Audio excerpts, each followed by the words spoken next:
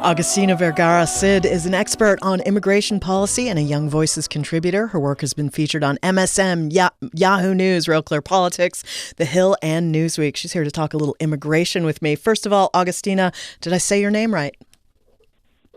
Yes, you said it perfectly. Oh, good. I passed the first test. I'm so glad. Well, it's wonderful to have you. And just an overall question. You know what's kind of bugging me about this moment is immigration so in the news, so on our lips. We're all talking about it, new policies in place, but no one's talking about comprehensive immigration reform, which would fix a lot of the problems that are like the immediate emergency and everyone's dealing with. Yes, I agree with that. I think, I would even argue that reform is not even necessary. Part of what I usually say is that the immigration system doesn't need to be reformed. It needs to be rethought entirely. And that is because our current immigration system is built on flawed premises, right, that in my opinion are un-American. So, for instance, one of the premises in which it is built is on the fact that it's anti-work. So essentially, one of the main goals of the immigration system is to prevent people from working, right? And it's prevent people that are not American citizens from coming here to work. That's one of the main things that it tries to prevent. So I think that any legislation in America, of all places, that tries to prevent people from working and therefore, Americans from hiring them, I think that alone is a reason to really, reassess the whole premise of the system. Yeah, a work permit program. What a great idea. Yes. So there are many ways in which, right now there are people can apply for work permits. But the reality is that, and not many Americans know this, is that it's nearly impossible for the vast majority of peaceful people that want to come to America to work to be able to do so. So, when people say about people trying to come here, well, get in line or do it the right way, the reality is that there is no line. There is, for the vast majority of people, there is no way to immigrate legally. There are ways to do it, of course, but they don't apply to the vast majority of people. No, and it is prohibitively expensive. It is, absolutely, yes. And it's probably about to get a little bit more expensive even. Although I do think it's an interesting system and maybe not a terrible one, that it's those user fees that pay for the immigration office staff for processing. I think that's interesting, but also, it's just so tens of thousands of dollars, and it's so arcane. You can't, an immigrant coming here cannot do it on their own, even if they speak perfect English and come from a place of forms and lines. It's still, you got to hire a lawyer, and there's $10,000 more dollars. Yes, exactly. It's really complicated, convoluted. It says there's this saying, which is actually true, which says that the immigration system is, in terms of complexity and how Kafkaesque it is only second to the tax system, right? Yes. So, and immigrants are supposed to navigate it on their own, right? If they can afford representation. Because, look, even I'm an immigrant and I went through the process. It's incredibly hard to do, incredibly complicated. A box that you check wrong can mean that you can't get your legal status.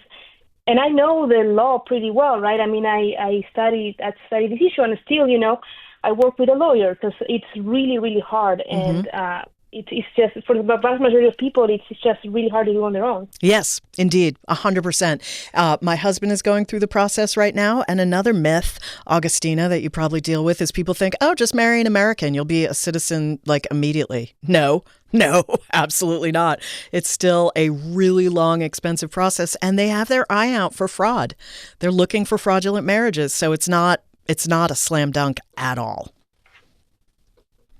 Yes, exactly. Some people, I've heard them say that it is the easy, quote unquote, way to immigrate is to marry an American citizen. No. But of course, I mean, it's not easy. And also, of course, I don't think anyone should marry anybody else out of, anything other than love, But yeah, it's incredibly expensive, prohibitive. And even then, it's not easy or straightforward at all.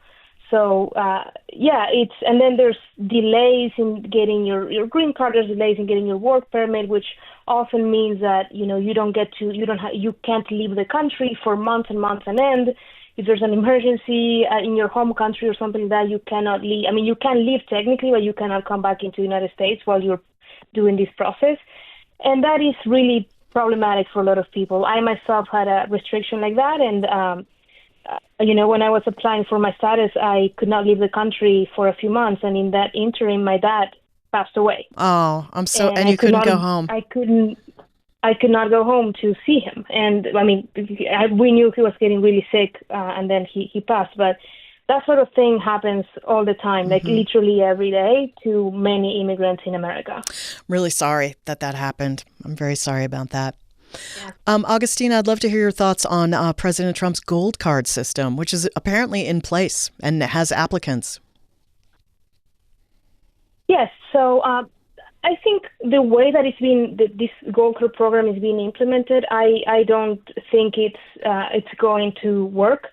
So for those who may not have enough context, this gold card program means that the United States government can sell a called gold card, which is essentially will be like a green card actually, so legal permanent residency for those who want to buy it.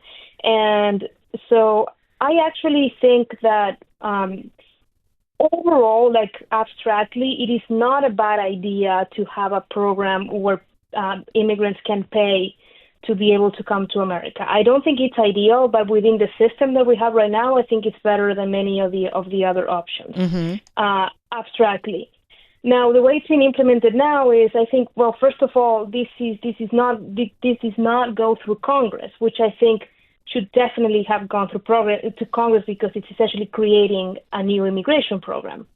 But also, the price tag of $5 million clearly is just not going to work for the vast majority of people that want to come here to work and that want to come. I mean, I think that's the idea. Isn't that the idea that it's sort of a self-selecting group of very rich people? Yes, absolutely. Because also imagine it's $5 million per card, and as far as I know, because there's not a ton of clarity how this is even working because it didn't go through Congress, we don't know much, but. I mean, it's just one person that can come for $5 million. If that person wants to bring, like, say, their spouse, they have to pay another $5 million. And, that's my understanding of it.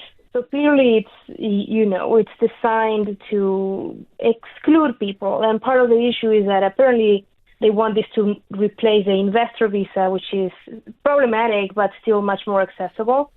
And it would mean actually this program, if it replaces the current investor visa, it would mean an actual reduction on legal immigration, not trying to foment more legal immigrants. So you have some ideas on how to improve the system?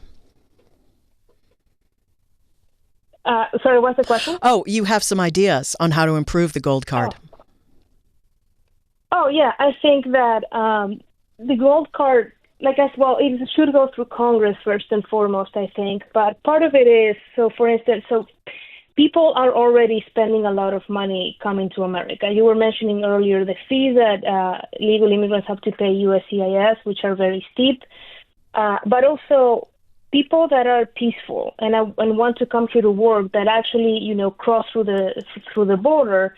Those people do that because they don't have a legal way to come to America. It's not like they can get in line. Like, as we were saying, there is no way for those people to immigrate legally. There's no visa. There's no legal avenue. But they're actually spending tens of thousands of dollars to cross the border because, unfortunately, part of what these draconian immigration restrictions do is they create this black market where coyotes and cartels have, completely dominated the border. And I was at the border last year, and what I saw and what I learned is that nobody can cross without paying the cartels. So people are spending thousands and thousands of dollars paying these criminals so that they can cross and to bribe them so they don't kill them or do horrible things to them. So that money, instead of being spent in criminals and cartels, those people could pay money to the U.S. government to let them come legally. And when someone comes legally, part of what that means is they get vetted at their home country, so they apply for a visa or gold card or whatever program it is from their home country. They get, screened, make sure that they're not a criminal, they're not a national security threat, and then they enter the United States through an airport, right? In a way that is much safer for everybody to do that. So that is one of the ways I think the program can be included, and then the fee improved, and then the fee could be potentially determined by the level of education of the immigrant, or if they have a job offer, or other factors that actually make it reasonable and accessible to them. Really, really interesting proposal. Agustina Vergara Cid is an expert on immigration policy and a Young Voices contributor. Her work has been featured on MSN, Yahoo News, Real Clear Politics, The Hill, and Newsweek. Agustina, thank you so much. Really appreciate it. No, thank you so much for having me, Julie. Really appreciate it. Have a good day.